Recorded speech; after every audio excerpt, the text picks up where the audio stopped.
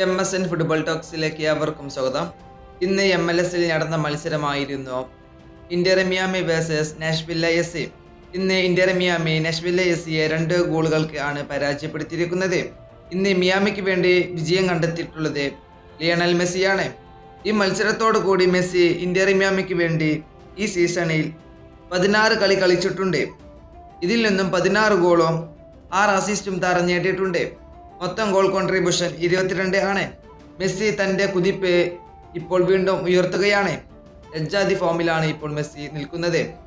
അതുപോലെ തന്നെ അവസാനം കളിച്ച 5 കളികളിൽ നിന്നും മെസ്സി ഓരോ ടീമിനെതിരെയും 2 ഗോൾ വീതം നേടിയിട്ടുണ്ട്. ഒരു വലിയ ചരിത്രം തന്നെയാണ് ഇപ്പോൾ മെസ്സി ആവർത്തിച്ചു കൊണ്ടിരിക്കുന്നത്. അതുപോലെ തന്നെ ഇന്നത്തെ മത്സരത്തിലും പ്ലെയർ ഓഫ് ദ മാച്ചും ലിയണൽ മെസ്സിക്ക് തന്നെയായിരുന്നു. അതുപോലെ തന്നെ മെസ്സിക്ക് ഫ്രീ കിക്ക് എന്ന് പറയുന്നത് ഒരു പെനാൽറ്റി എടുക്കുന്ന പോലെയാണ്. ഇത് എല്ലാ ആരാധകരും പറയുന്ന ഒരു കാര്യം തന്നെയാണ്. ഇന്ന് ഇന്റർ മിയാമിയുടെ ആരാധകർ വളരെ സന്തോഷത്തിലാണ്. ലിയോ മെസ്സിയുടെ ഈ കുതിപ്പ് ഇനിയും തുടരുകയാണെങ്കിൽ അടുത്ത 2026 ഫിഫ വേൾഡ് കപ്പിലേക്ക് ഇത് അർജന്റീന ടീമിന് വളരെ ഗുണം നൽകും. നമുക്കറിയാം, അടുത്ത വേൾഡ് കപ്പ് നടക്കുന്നത് അമേരിക്ക, മെക്സിക്കോ എന്നിവിടങ്ങളിൽ വെച്ചിട്ടാണ്. അതുകൊണ്ട് തന്നെയാകണം മെസ്സി ഇവിടെ നിൽക്കുന്നതോ.